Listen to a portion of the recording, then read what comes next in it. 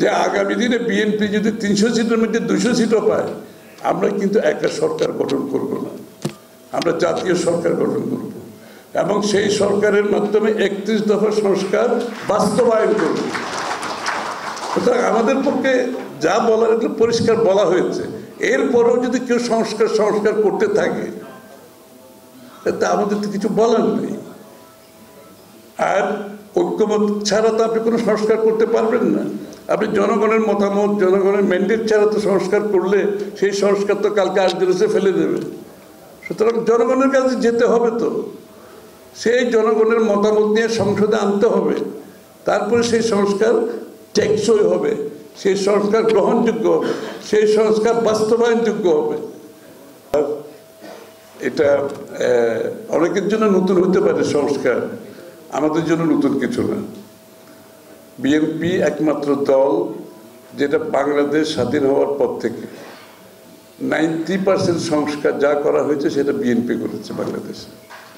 বাংলাদেশের অর্থনীতি আজকে যেখানে এসেছে, আমি বিস্তারিত বললে অনেক সময় লাগবে, এটা বিএনপির সংস্কারের কারণে।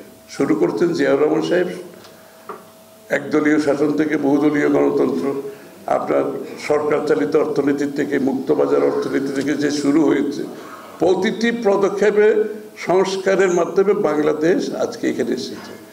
আমরা একটা শক্তিশালী অর্থনীতি সৃষ্টি করতে পেরেছি, বেস সৃষ্টি করতে পেরেছি।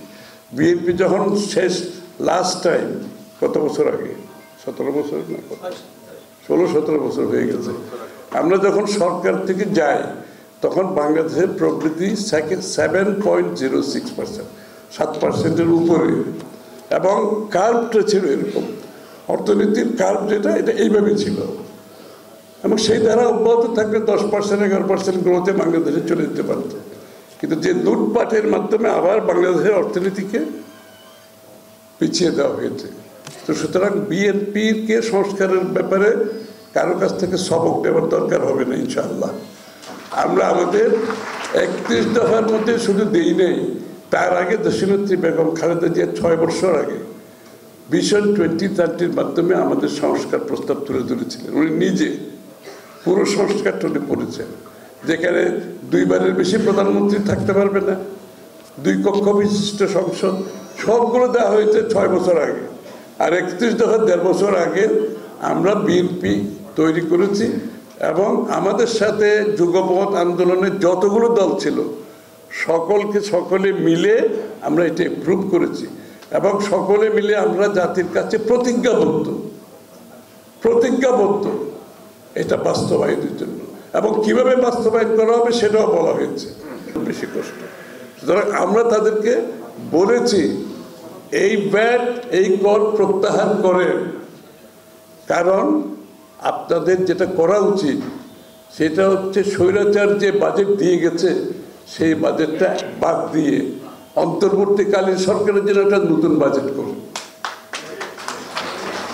কারণ স্বৈরাচারের বাজেট তো হচ্ছে 10,000 কোটি টাকার প্রজেক্ট 30,000 কোটি টাকা, 1,000 কোটি টাকার প্রজেক্ট 3,000 কোটি টাকা। তো এই টাকা তো এখন ব্যয় করার আমার কোনো প্রয়োজন নাই।